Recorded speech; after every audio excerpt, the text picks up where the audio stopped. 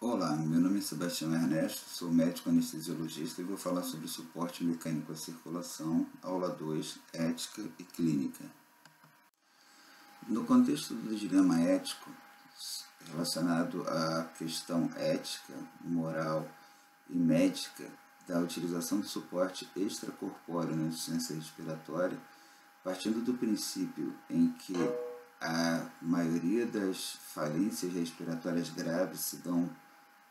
devido à alteração na troca gasosa ou na complacência pulmonar, em pacientes habitualmente com doença pulmonar obstrutiva crônica terminal, é importante avaliar o prognóstico do paciente para que seja feita uma seleção adequada daquele que vai se beneficiar realmente do recurso, levando a uma resolução da sua dependência através do que se chama habitualmente de uma ponte para a avaliação, para um planejamento adequado do tratamento do paciente, ou uma ponte para a recuperação de uma crise aguda ou de uma agudização de uma patologia crônica, ou eventualmente para a realização de um transplante e resolução da incapacidade de manutenção respiratória daquele paciente. Isso pensando sempre na possibilidade de transformar o suporte mecânico à respiração do paciente em uma ponte para uma resolução numa dessas três opções e não ao que se denominou uma ponte para lugar nenhum. Então é importante a avaliação da relação risco-benefício. É importante entender que o suporte extracorpóreo à insuficiência respiratória deve ser realizado naqueles pacientes que têm prognóstico de resolução com a possibilidade de cura ou de um tratamento definitivo de alguma forma. A utilização do suporte mecânico reduz as complicações da ventilação mecânica a longo prazo, diminuindo algumas das alterações fisiopatológicas que a própria ventilação mecânica traz. Porém, o prognóstico do paciente deve ser avaliado nessa questão, nessa indicação do suporte mecânico à circulação. É considerado contraindicado a utilização do suporte mecânico no paciente moribundo com câncer intratável, por exemplo. E o prognóstico ele vai ser tanto mais reservado quanto maior for a idade do paciente, a quantidade e gravidade de comorbidades, a presença de deficiências de imunidade, a ventilação mecânica prolongada, o paciente sem sepsis, doença vascular oclusiva importante e a trombocitopenia induzida pela heparina, que contraindica o uso da heparina nesse paciente posteriormente.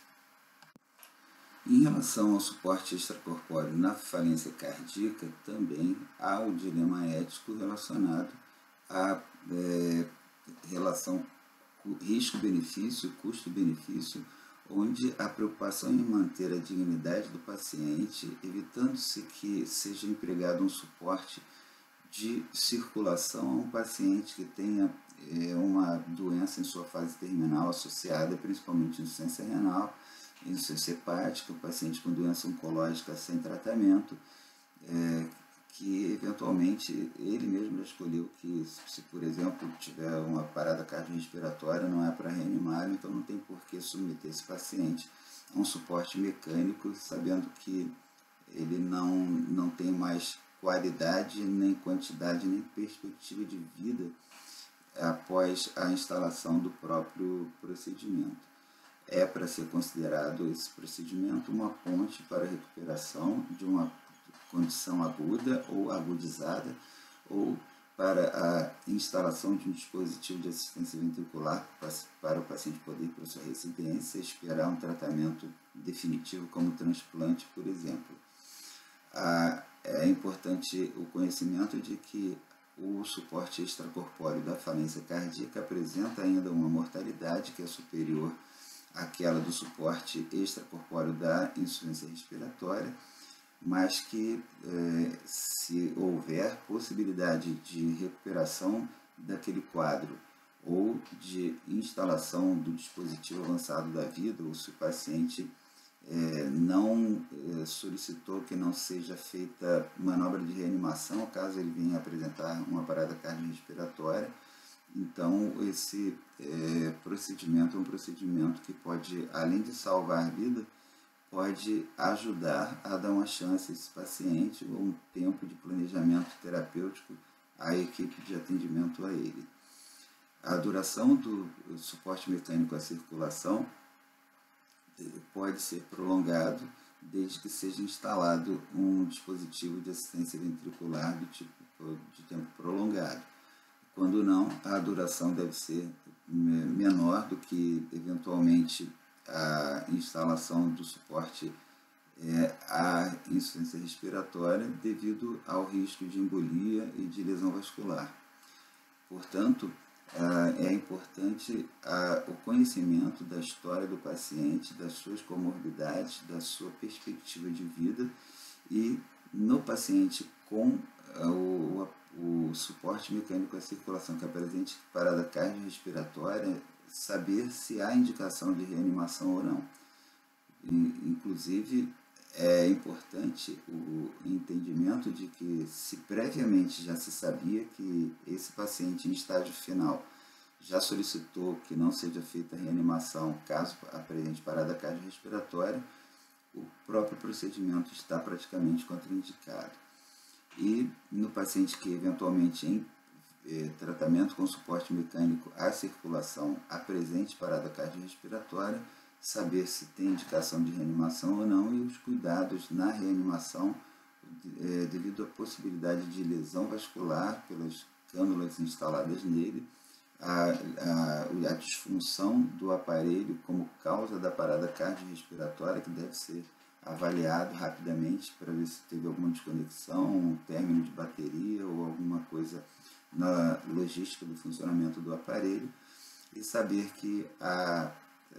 o desfecho vai ser tão pior quanto maior for a idade do paciente, o tempo de parada cardiorrespiratória.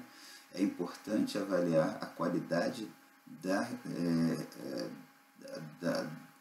do procedimento de assistência à parada cardiorrespiratória com manobras de reanimação otimizadas, e a presença de comorbidades em quantidade e em gravidade também pode comprometer bastante o desfecho desses pacientes. Portanto, em relação ao dilema ético, é importante a avaliação do prognóstico do paciente, a viabilidade da introdução do tratamento e da continuidade da sua manutenção e da viabilidade de opções terapêuticas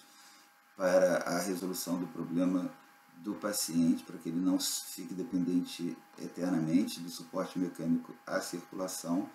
e assim não tornar esse procedimento tão importante numa ponte para lugar nenhum. Em 1989, foi criado nos Estados Unidos a Organização de Suporte à Vida Extracorpóreo, ou Suporte Extracorpóreo da Vida, que foi criado também na Europa em 1991. Essa organização ela visa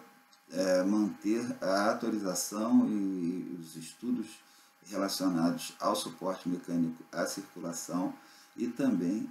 o estudo da parte ética e moral de assistência ao paciente utilizando esse processo. É importante sempre, então, avaliar se há indicação, se há sustentação ética na indicação do suporte ou se o paciente encontra-se em fase final necessitando mais de cuidados paliativos do que de tentativa de um tratamento fútil, sem esperança de resolução e de melhora da sua condição. Então, a avaliação ética é de suma importância e o contato e o intercâmbio, o relacionamento tanto da equipe com o paciente como com a família do paciente, lembrando sempre que essas condições terminais sempre envolvem um estresse emocional e espiritual muito grande, e é através desse suporte emocional e talvez espiritual que podemos muitas vezes trazer o bem ao paciente que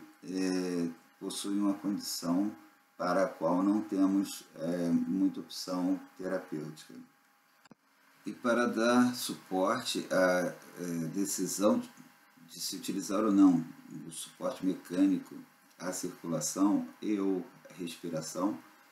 a Organização de Suporte Extracorpóreo da Vida idealizou esses dois scores de avaliação de prognóstico de sobrevida com a utilização do recurso, fazendo então a decisão da parte ética e clínica do paciente na sua indicação, baseada em critérios mais objetivos. Portanto, pacientes que apresentem algum grau, alguma chance de sobrevida com a utilização do procedimento, eles vão ter o procedimento indicado, e aqueles que não apresentem prognóstico de sobrevida, então vão ter o procedimento contraindicado. O funcionamento do suporte mecânico à circulação acontece graças à constituição do mesmo, que conta com uma cânula que vai ser instalada no setor venoso do paciente, que vai drenar o sangue venoso não oxigenado do paciente para o sistema, atraído com a utilização de uma bomba que cria uma pressão negativa para a facilitação da drenagem do sangue, e uma pressão positiva adiante que faz com que esse sangue seja direcionado à membrana oxigenadora do paciente quando há necessidade do suporte à respiração também, ou sem a utilização da membrana oxigenadora ou oxigenador de membrana, e levando então por fim esse sangue de volta ao paciente em território venoso ou arterial, dependendo do tipo de suporte que está sendo oferecido. A bomba utilizada no suporte mecânico a essa condição é uma bomba do tipo chamada bomba de centrífuga, portanto não traumática, cujo motor conta com um magneto que é capaz de produzir um determinado número de rotações por minuto, e esse número de rotações por minuto, quanto maior for, maior é o fluxo que ele vai gerar. Esse fluxo ele vai depender tanto do número de rotações como do estado de volemia do paciente. Portanto, a pré-carga a essa bomba é importante. O paciente que tiver diminuição da volemia vai apresentar diminuição do conteúdo de sangue trazido à bomba, mesmo com a pressão negativa produzida pela bomba, e também o calibre das cânulas, tanto a cânula de drenagem quanto a cânula de injeção do sangue no paciente são importantes também, devido à resistência que as cânulas de menor calibre oferecem à passagem desse sangue. Além disso, a pós-carga da bomba de circulação extracorpórea do oxigenador é uma bomba que vai sofrer maior influência da pós-carga também. Então, pacientes que apresentem aumento da pressão arterial podem apresentar redução do fluxo de bomba ao paciente. É importante que, então, se mantenha a pressão do paciente em níveis estáveis e regulares e normais, para que se evite essa diminuição do fluxo de retorno do paciente, e assim o que se chamaria o índice cardíaco do paciente recebido através da bomba. É importante lembrar que a lesão celular causada pela utilização do suporte mecânico vai ser tanto maior quanto menor o calibre das cânulas, e tanto maior quanto maior for a necessidade de rotações por minuto desse paciente. É importante, então, sempre manter um retorno venoso adequado e reduzir a resistência vascular sistêmica, para que não haja necessidade de uma um grande número de rotações e assim uma energia aumentada de despacho desse sangue que chega à bomba. O fluxo a ser programado na bomba é inicialmente em torno do índice cardíaco normal do paciente, de 2,2 a 2,4 litros por minuto por metro quadrado, que vai ser adaptado, aumentado ou diminuído de acordo com a resposta do paciente, de acordo com a temperatura do paciente, de acordo com a apresentação de sinais de isquemia. A avaliação da resposta vai ser feita através de pressão arterial, através da saturação de oxigênio venosa mista ou central, dependendo do tipo de monitorização e acesso vascular central do paciente, a concentração de lactato do paciente, a diurese do paciente, o estado mental do paciente. Então, todos os critérios a serem avaliados em relação a um fluxo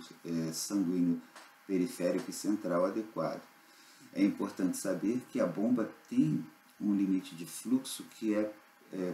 proporcionado pelo tamanho do paciente. Quanto maior o paciente, maior o fluxo necessário, porém o fluxo ele é dependente do calibre das cânulas, como foi dito, e também do retorno venoso do sangue do paciente para a própria bomba. E lembrar que, em geral, as bombas elas fornecem um suporte parcial. Apenas os pacientes com a condição contrátil muito comprometida vão ter esse fluxo de suporte aproximando do fluxo total do débito cardíaco ou do índice cardíaco do paciente. Lembrar que esse fluxo da bomba de suporte e circulação é um fluxo não pulsátil.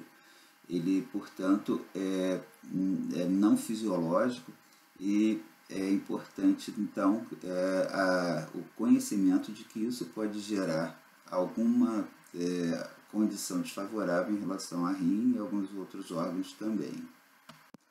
Esse fluxo não pulsátil pode levar a algum grau de regurgitação aórtica. É comum também haver um enrijecimento da artéria aorta nesses pacientes que recebem o tratamento com suporte mecânico à circulação. Existe a possibilidade de lesão e hemorragia gastrointestinal por lesão de mucosa. Existe alteração do fator de von Willebrand. O paciente pode evoluir com doença de von Willebrand adquirida. A hemólise é possível e deve ser avaliada tanto pela dosagem de desidrogenase lática quanto de aptoglobina, hemoglobina livre e concentração de hemoglobina também. É importante acompanhar a hematimetria do paciente para eventualmente a reposição de hemácias ou a administração de substâncias como a eritropoetina na tentativa de aumentar a produção dos glóbulos vermelhos. Ao passar pela bomba, o sangue é direcionado ao oxigenador de membrana, quando há necessidade da sua utilização, dos pacientes que precisam de suporte respiratório também. Esse oxigenador de membrana, ele possui microcanalículos por onde passam os gases a serem oferecidos para o paciente, normalmente uma mistura de oxigênio e ar comprimido medicinal, numa proporção que satisfaça a necessidade de saturação maior ou menor do paciente. Existe normalmente o acoplamento do oxigenador de membrana a um trocador de calor para manter uma temperatura adequada desses sangue que passa envolvendo esses canalículos de passagem de gases. Portanto, esses canalículos são formados por membrana que tem uma característica hidrofóbica que impede a passagem de sangue para dentro deles e apenas a troca gasosa. E ocorre a eliminação de CO2 do sangue para os canalículos e a absorção do oxigênio que passa pelos canalículos e então é introduzido na corrente sanguínea para a saturação da hemoglobina e para a geração de pressão parcial de oxigênio nesse sangue. A oxigenação ela é feita através do aumento ou da diminuição da concentração do oxigênio nessa mistura oferecida, a chamada FiO2, e a facilidade ou a eficiência vai ser tão maior quanto maior for o contato do sangue com estruturas por mais tempo no processo de passagem do sangue nos espaços entre esses canalículos formados por microporos de membranas que são permeáveis aos gases a serem submetidos à troca. E a necessidade de eliminação maior ou menor de CO2 vai ser satisfeita com o aumento ou diminuição do volume de passagem pelo oxigenador. Então, o paciente que precisa de maior eliminação de CO2 vai ter o fluxo de gases aumentado e vice-versa. Pacientes que apresentem hipocapnia vão ter uma diminuição do fluxo de gases através da membrana oxigenadora. Então você vai ter dois fatores a serem avaliados e corrigidos, que são a oxigenação, que é corrigida através de alteração da FiO2, da concentração de oxigênio nesse ar oferecido,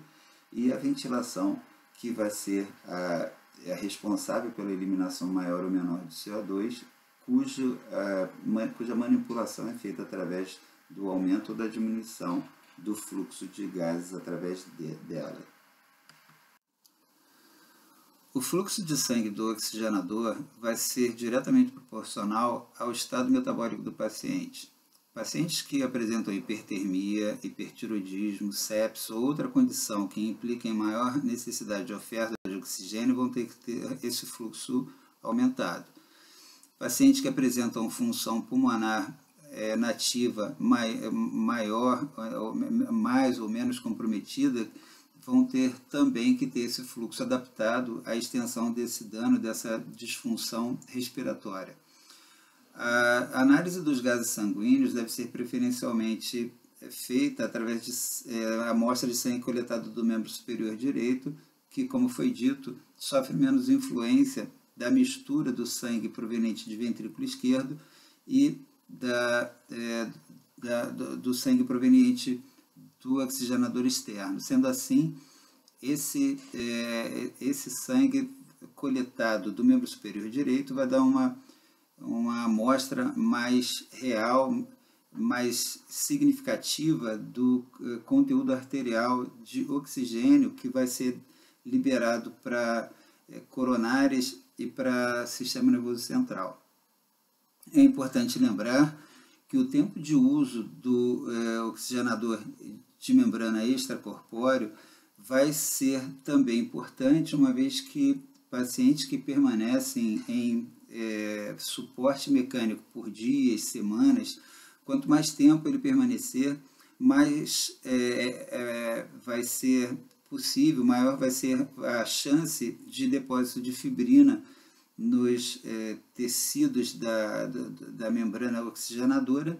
e a formação de trombo, que pode levar à perda importante da função de troca gasosa do oxigenador de membrana.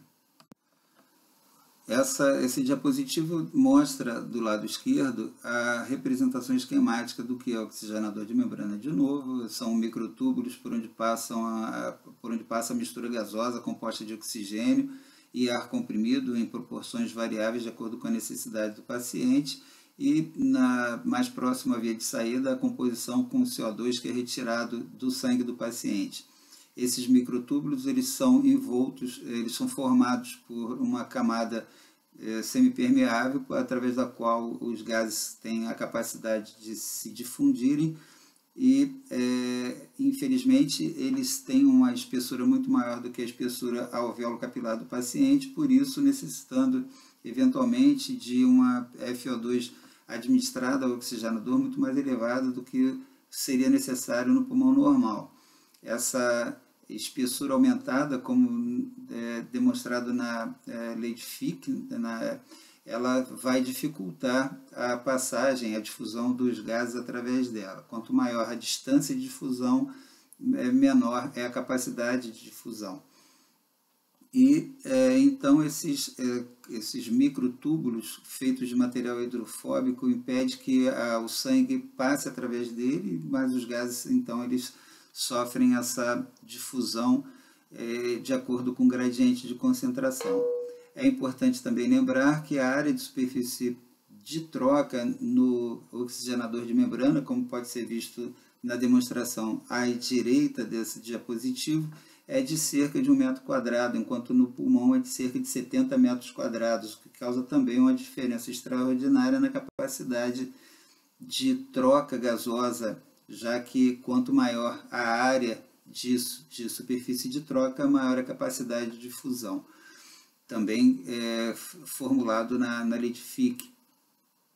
E a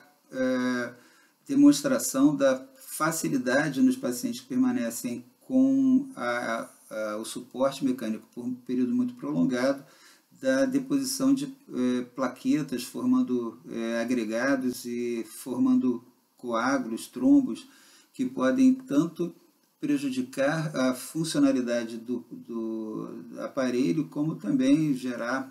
eventualmente, a formação de êmbolos, que pode prejudicar o paciente também. Todo paciente submetido a suporte mecânico à circulação necessita de uma monitorização, tanto do circuito, da parte funcional do aparelho especificamente, quanto do próprio paciente. Em relação à monitorização do circuito, é importante que seja feita em relação à pressão. A pressão de drenagem, que deve ser negativa normalmente, não muito negativa. Quando ela fica negativa demais, provavelmente houve ou perda sanguínea importante do paciente, uma hipovolemia que está causando dificuldade de acesso e de drenagem do sangue para o aparelho, então a pressão negativa ela fica mais intensa, ou alguma obstrução na via de chegada do sangue entre o paciente e a própria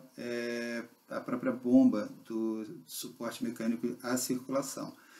Também a realização da monitorização da pressão entre bomba e o oxigenador, que muitas vezes pode apresentar elevação dessa pressão devido à obstrução do oxigenador por fibrina ou coágulo, como foi dito, e a pressão após o oxigenador, que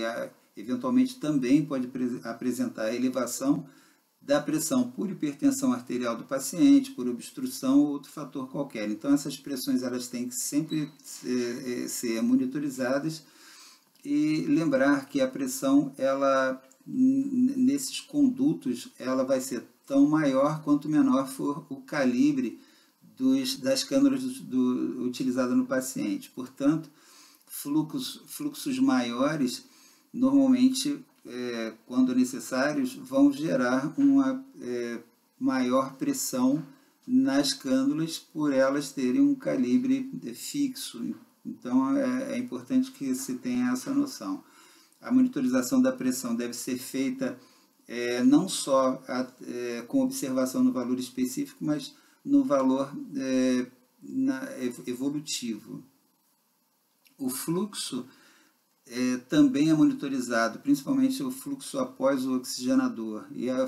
também a redução do fluxo pode ser causado por obstrução, por produção de deposição de fibrina, coágulo, como foi dito. Essas superfícies dos componentes desses aparelhos, desses dispositivos em geral, quando em contato com o sangue, eles geram produção de substâncias pró-inflamatórias, citocinas pró-inflamatórias, e também ativação de fator de coagulação de plaquetas.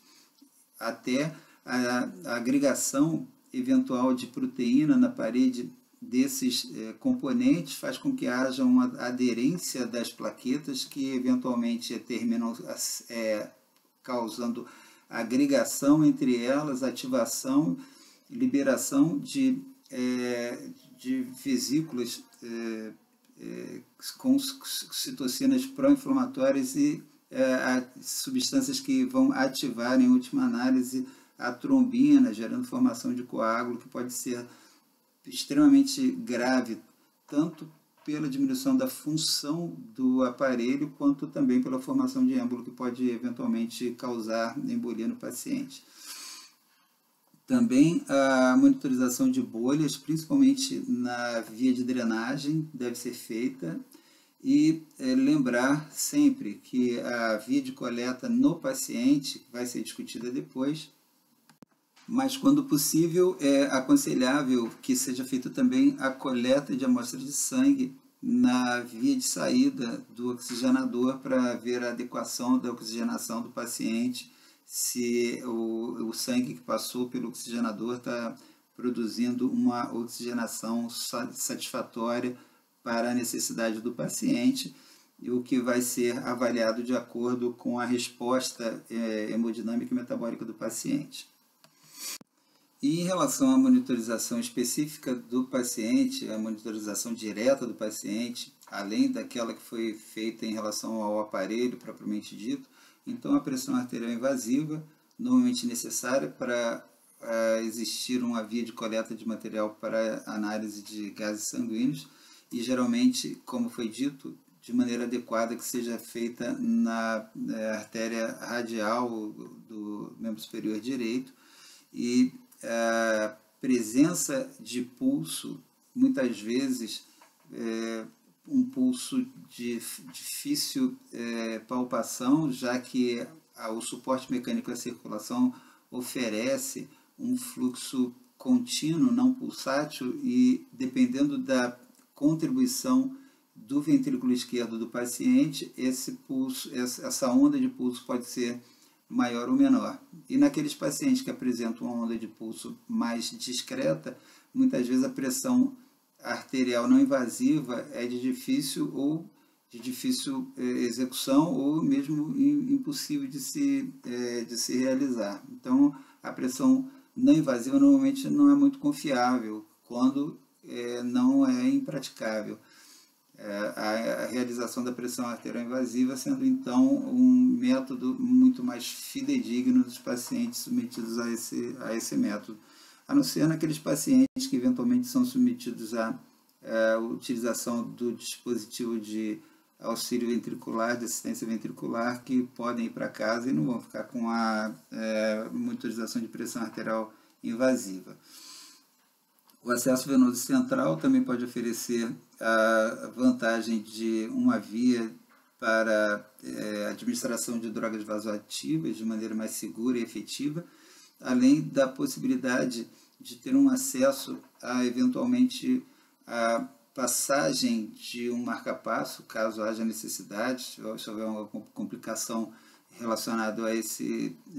aspecto, ou a passagem de catéteres para substituição do tipo de material utilizado, ao invés de catéter de cânulas que estão causando aquela recirculação, como foi dito anteriormente. Se houver opção por uma utilização de um catéter de Avalon, por exemplo, então o acesso venoso central vai facilitar essa introdução. Também a monitorização da pressão venosa central, que pode, embora não sendo tão confiável, pode dar algum sinal de alteração importante, e eventualmente, se há a possibilidade de avaliação das ondas de pressão venosa central, a assistência a observação de ondas V muito aumentadas naqueles pacientes que eventualmente têm alteração funcional de ventrículo esquerdo, ventrículo direito ou de válvula tricúspide. E naqueles pacientes mais graves, mais complicados, a pressão de artéria pulmonar, que pode ser útil principalmente nos pacientes que apresentam distensão de ventrículo esquerdo, como naqueles casos já mencionados na modalidade veno-arterial da oxigenação extracorpórea por membrana, onde há uma manutenção de um fluxo linear, não pulsátil, que pode eventualmente levar à insuficiência aórtica e manter uma distensão de ventrículo esquerdo, que vai causar aumento do consumo de oxigênio. Essa distensão de ventrículo esquerdo pode causar eventualmente uma elevação da onda AV de cateterização arterial pulmonar em cunha, fazendo com que haja uma melhor monitorização para se abortar essa distensão com utilização de processos acessórios, como por exemplo a indução ou incrementação de inotrópicos, ou até a utilização do dispositivo de Impella, que tem a grande vantagem de esvaziar o ventrículo, ou seja, diminuir a distensão do ventrículo e aumentar o débito cardíaco em artéria aorta, na sua porção ascendente. A oximetria tecidual também é de fundamental importância nos pacientes mais graves para se avaliar a perfusão cerebral em pacientes sedados, principalmente, e a perfusão distal, principalmente naqueles pacientes que apresentam canulação de artéria femoral, que podem apresentar eventualmente uma diminuição do fluxo sanguíneo arterial para aquele membro. E então a comparação da oximetria dos dois lados do corpo facilitaria o diagnóstico de obstrução daquele membro. A presença de edema de membro, principalmente membro inferior, na canulação de vasos femorais, pode ser um alerta importante em relação à síndrome compartimental, que pode estar começando a desenvolver devido à presença da cânula, dificultando a drenagem sanguínea, o retorno sanguíneo daquele membro. As alterações relacionadas à coagulação, provocadas pelo contato do sangue com a superfície estranha dos componentes do dispositivo de suporte mecânico à circulação, já foram comentados, mas nunca é demais repetir. Então, existe a ativação de fatores de coagulação, existe a ativação plaquetária, existe a aderência de proteínas à superfície dos componentes, com a possibilidade de aderência das plaquetas a essas proteínas e a agregação plaquetária com a ativação plaquetária, liberação de substâncias pró-inflamatórias e pró-coagulantes, que vão, em última análise, estimular tanto a produção de fibrina como a ativação da protrombina, a trombina, e por isso há necessidade de se manter esse paciente anticoagulado. O agente de escolha é a heparina, que é uma substância que aumenta em até 1000 vezes a atividade da angitrombina 3, fazendo com que haja uma inibição do fator 2 e também do fator 10. Então a heparina ela é extremamente importante como agente praticamente único, salvo algumas exceções que vão ser comentadas, na anticoagulação dos pacientes em suporte mecânico à circulação de praticamente qualquer modalidade. A heparina, infelizmente, apresenta algumas limitações. Os pacientes que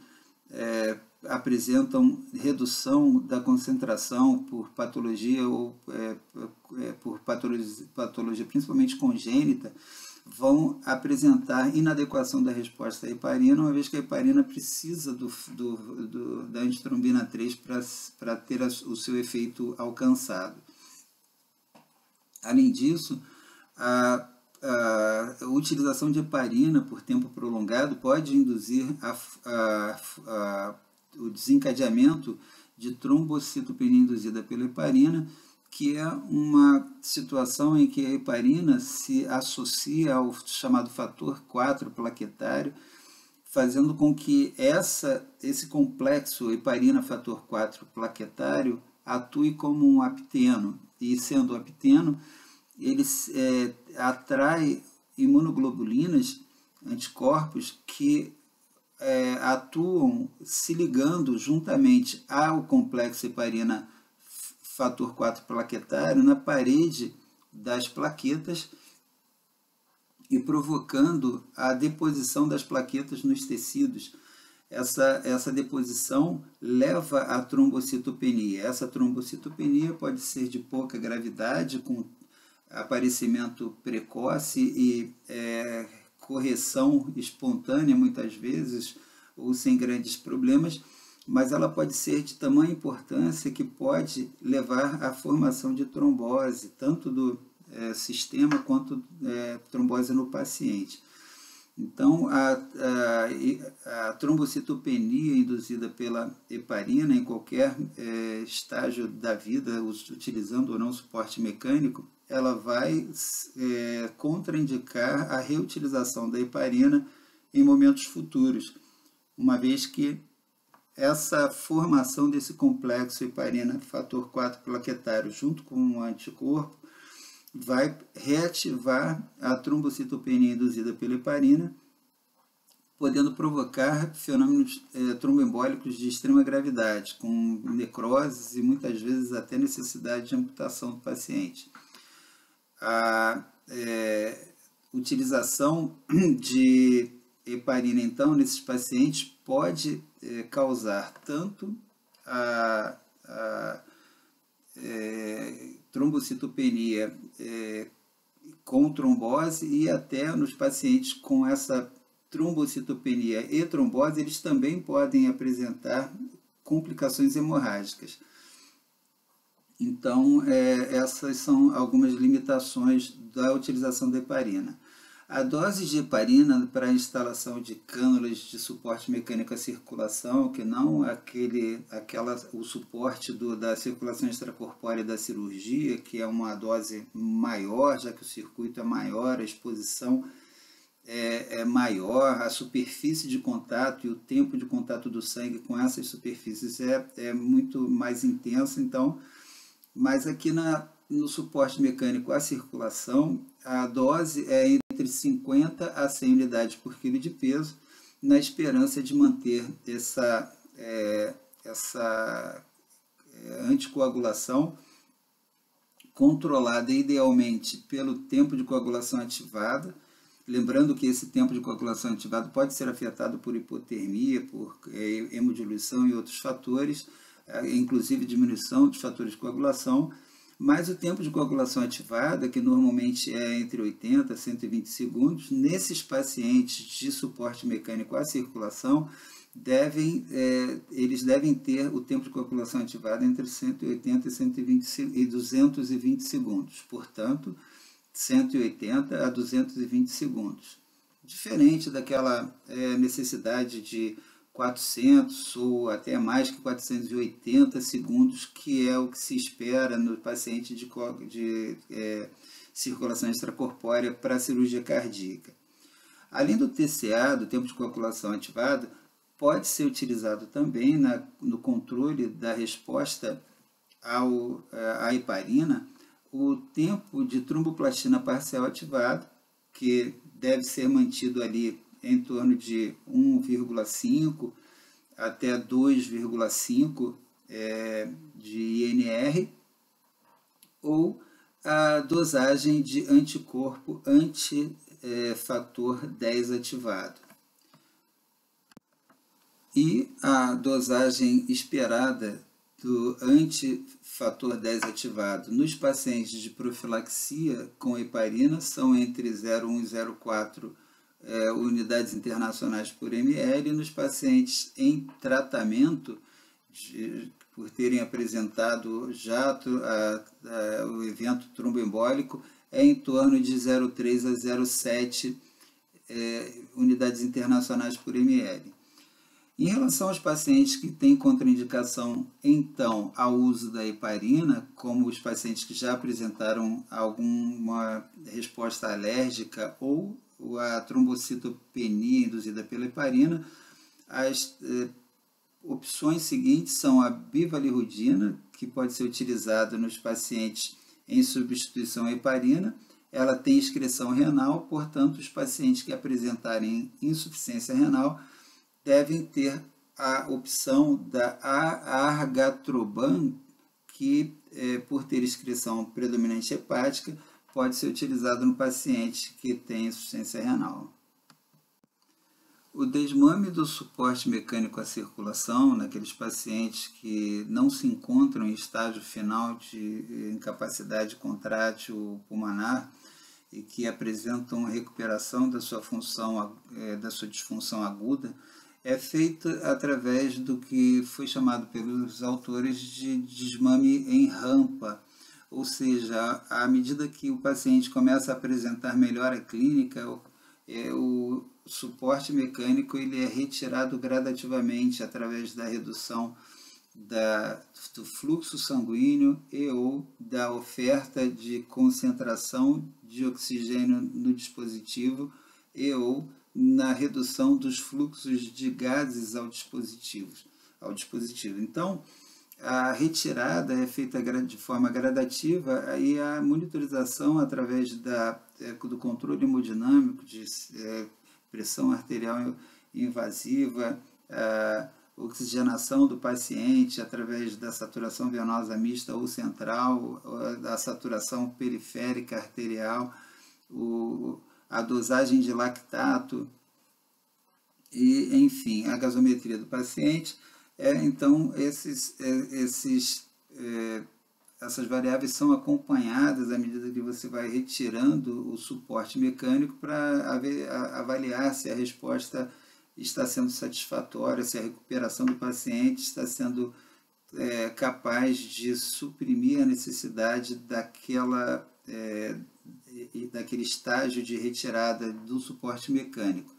Também a avaliação através do ecocardiograma é de suma importância para que haja tanto a observação das pressões de enchimento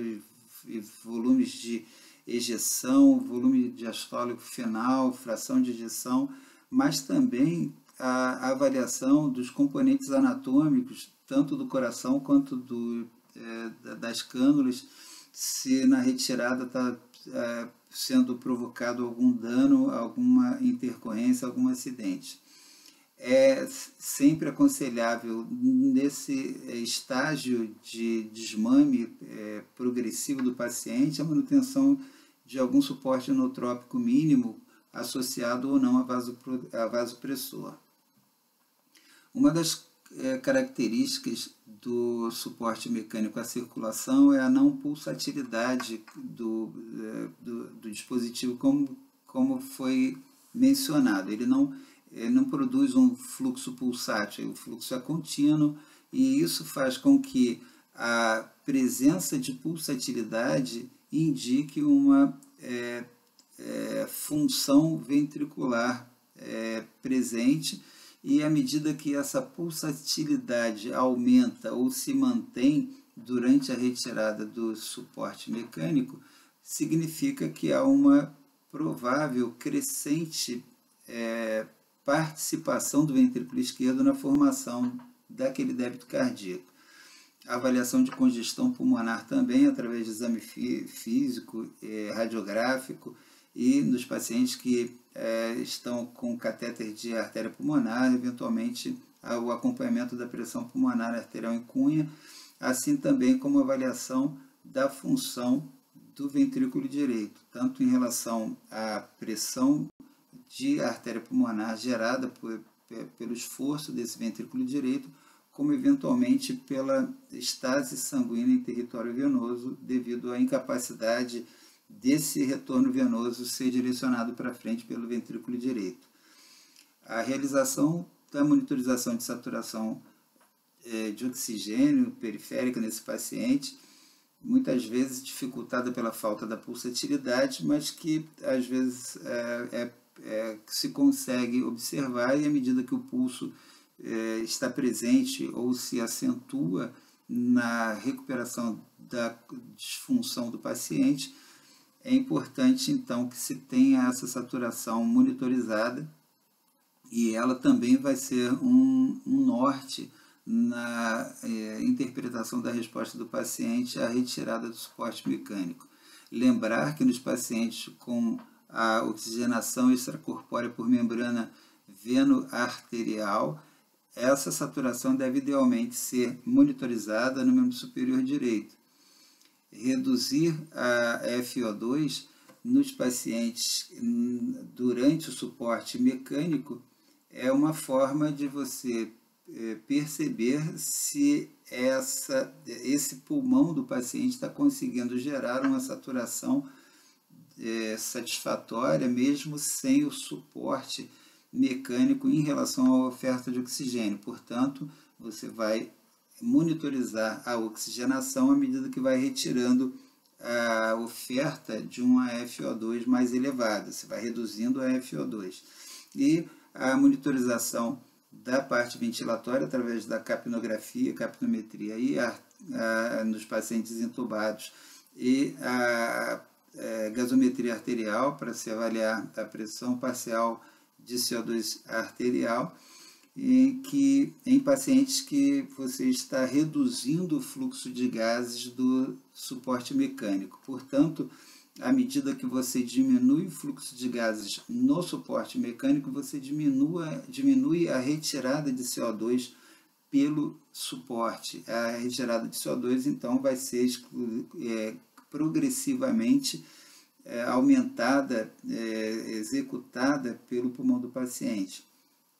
E é aconselhado que se reduza esse fluxo de gases de forma progressiva, mas mantendo um mínimo, enquanto o paciente não estiver desconectado do suporte, um mínimo de 0,8 litros por minuto, sempre observando a resposta do paciente.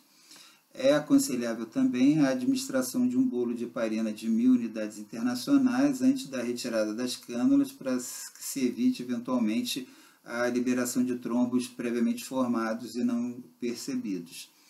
A redução do fluxo sanguíneo também deve ser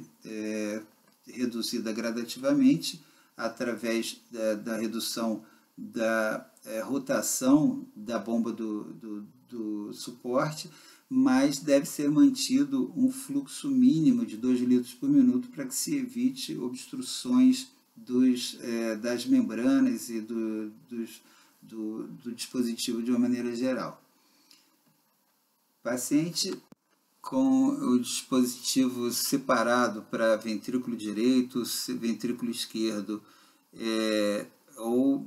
eventualmente do tipo veno-artéria pulmonar, quando ele tem mais de um dispositivo associado, você pode fazer a programação de desmame de um por vez para ter a monitorização adequada e mais precisa em relação àquele suporte, aquele tipo de suporte que o paciente esteve necessitando e eventualmente pode estar reduzindo a sua necessidade, e então você pode diagnosticar a inexistência ou ainda uma permanência de necessidade daquele suporte especificamente. As principais complicações relacionadas ao suporte mecânico à circulação são as envolvidas na canulação dos vasos. As lesões vasculares podem acontecer, as desconexões e eventualmente as obstruções podem acontecer nos pontos de canulação. Existe o risco de sangramento, tanto por desconexão quanto pela resposta exacerbada à ação da heparina ou outras medicações. As complicações relacionadas à coagulação também podem ser presentes. Os fenômenos tromboembólicos são uma grande preocupação, tanto que a heparina é uma medicação presente em quase 100% desses pacientes. As complicações neurológicas, tanto por dificuldade de fluxo sanguíneo adequado, fluxo sanguíneo com conteúdo de oxigênio adequado, mas também as complicações neurológicas devidas a sangramento. As infecções também são possíveis, principalmente nas técnicas mal executadas, mas também devido nas punções de vasos femorais, a proximidade com a região de andar inferior do abdômen, períneo, que sempre uma preocupação a mais. A insuficiência renal também é uma possibilidade, principalmente, mas não só, devido ao fluxo sanguíneo não pulsátil, que é uma grande incógnita em relação à geração de lesões orgânicas em geral. A isquemia geral, a isquemia distal também pode ser uma complicação, principalmente relacionada à síndrome de compartimento, como foi dito, tanto por dificuldade da drenagem venosa do membro que teve a sua artéria ou veia canulizada, mas também, às vezes, devido ao excesso de fluxo, o hiperfluxo, principalmente a artéria axilar, naqueles pacientes com ECMO veno-arterial que podem apresentar essa síndrome de compartimento. E para isso, a atenção a sinais flogísticos e geração de edema são sempre uma necessidade. A importância da observação permanente desses pacientes em relação a esses sinais. O dispositivo de assistência ventricular, então, ele é um dispositivo que pode ser utilizado no paciente de tratamento ambulatorial, paciente que pode utilizar esse aparelho por um tempo mais prolongado. É um aparelho de volume pequeno, a superfície de contato não é tão grande como os exemplares comentados até aqui, e eles funcionam também como uma bomba, só que não centrífuga, uma bomba axial que gera a pressão negativa de um catéter que tem uma de suas luzes introduzidas no ventrículo esquerdo. Esse sangue do ventrículo esquerdo é aspirado pela bomba e ejetado na raiz da aorta, na porção ascendente da aorta. É um paciente que vai ficar em casa por um tempo variável, como ponte, eventualmente, para um transplante de um coração que é incapaz de funcionar sem esses auxílios. Então tem a bateria, tem a saída de um dos condutos do dispositivo para ligar na bateria, no aparelho que fica que sai através da parede do andar superior do abdômen, conectado no aparelho que fica à disposição da sua manipulação no paciente. Também gera um fluxo não pulsátil e de contribuição variável com o débito cardíaco de acordo com a capacidade de contribuição do ventrículo esquerdo. Portanto, o seu fluxo ele vai ser determinado pelo tanto de contribuição que o ventrículo esquerdo precisa. Ele é limitado, o catéter ele não tem grandes dimensões, então é um dispositivo para usar no paciente que tem algum grau de funcionamento do ventrículo esquerdo. E a necessidade de manter esse paciente anticoagulado, ou pelo menos com a utilização de AS 80 mg por dia, e a utilização de varfarin em doses para manter o INR dele entre 1,5 e 2,5. As complicações possíveis, ou mais frequentes comentadas, são a infecção, o sangramento, a presença de trombose, desenvolvimento de trombose, a falência do ventrículo direito, que antes da instalação do suporte mecânico estava acostumado com um retorno venoso menor. À medida que o ventrículo esquerdo começa a trabalhar com mais eficiência, ele gera um débito cardíaco melhor. Isso faz com que haja um retorno maior, um volume de retorno maior para o ventrículo direito, e se esse ventrículo direito já apresentava algum grau de insuficiência, ele pode entrar em falência por causa desse maior retorno venoso, uma pré-carga aumentada para o ventrículo direito, fazendo com que ele manifeste uma insuficiência latente, já que antes ele trabalhava com volume menor. Em relação ao ventrículo esquerdo, é importante saber que, entre as coisas importantes que esse dispositivo produz, obviamente, é o débito cardíaco, que ele auxilia na construção, mas também na redução do volume do ventrículo esquerdo, que durante a sua fase de falência, aquele volume diastólico final sempre aumentando de acordo com a diminuição crescente da fração de ejeção, então restava mais sangue na fase sistólica final, permanecendo no ventrículo, que ia se somar com o sangue oriundo na fase diastólica do átrio esquerdo. Então isso gera um aumento progressivo do ventrículo esquerdo, que faz com que,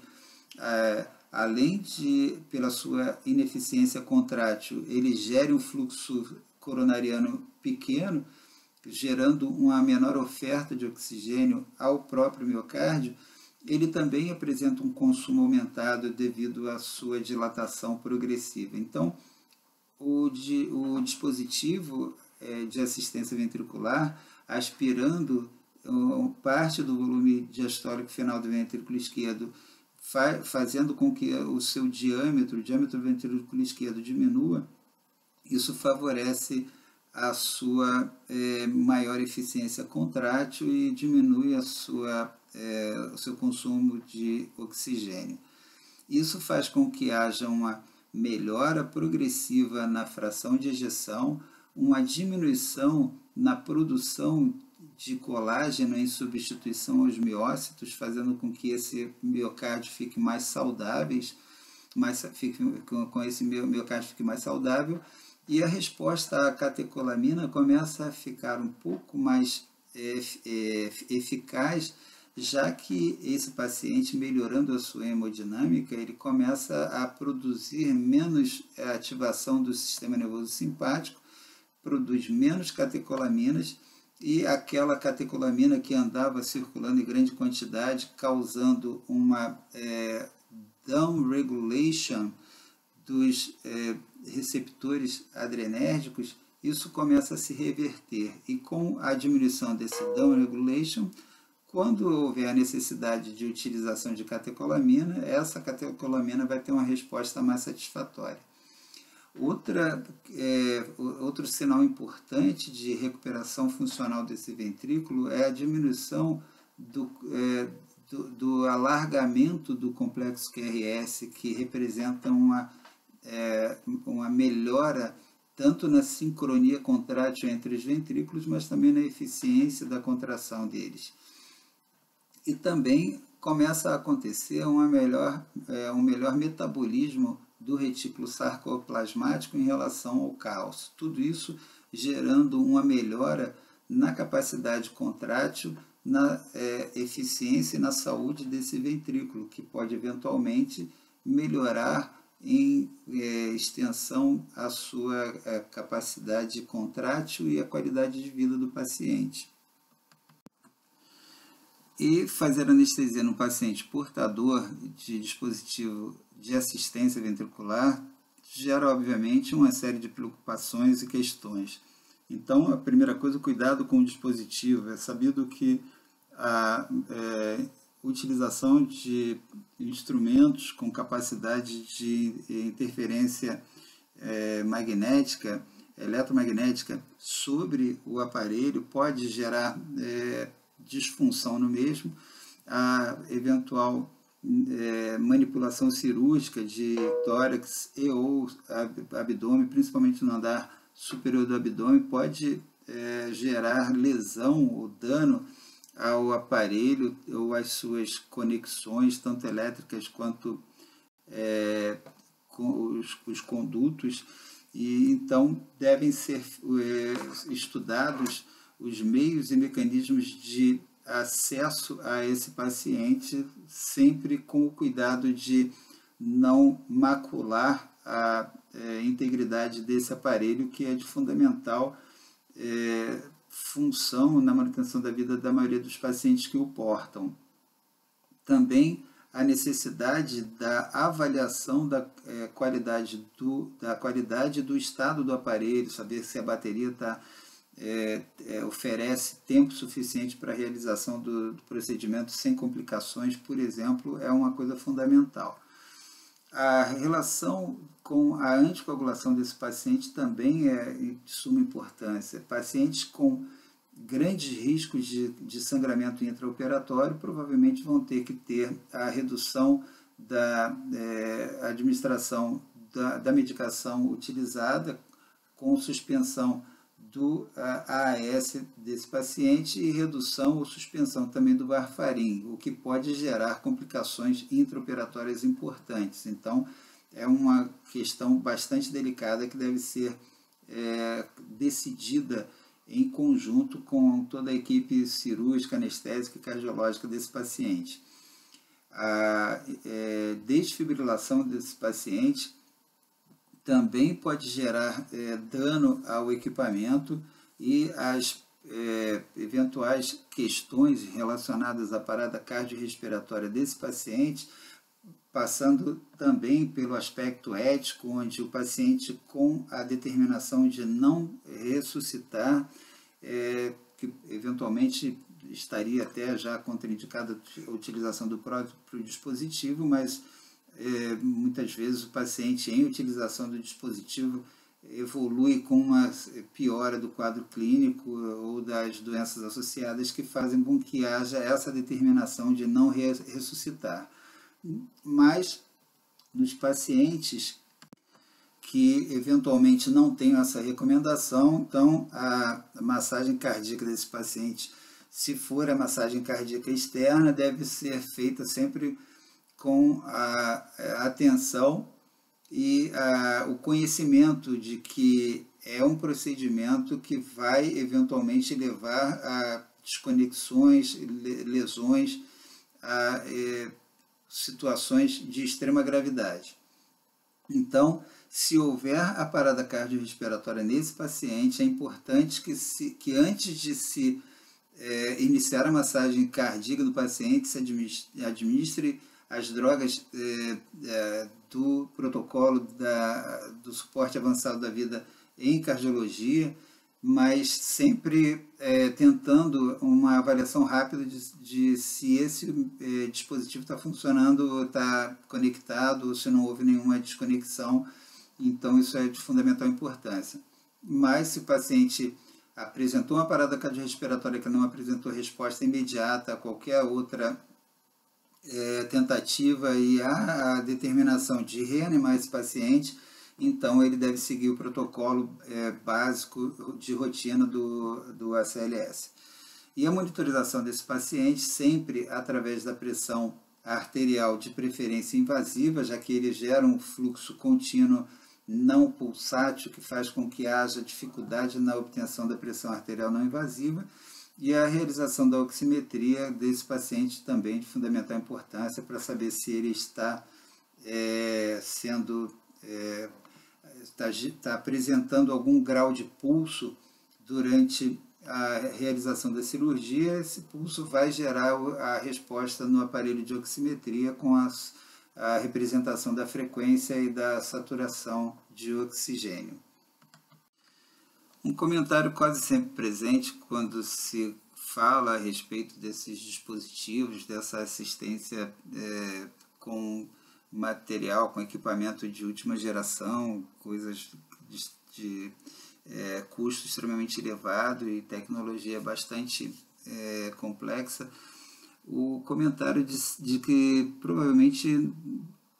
a maioria dos anestesiologistas nunca vão se deparar com um paciente portando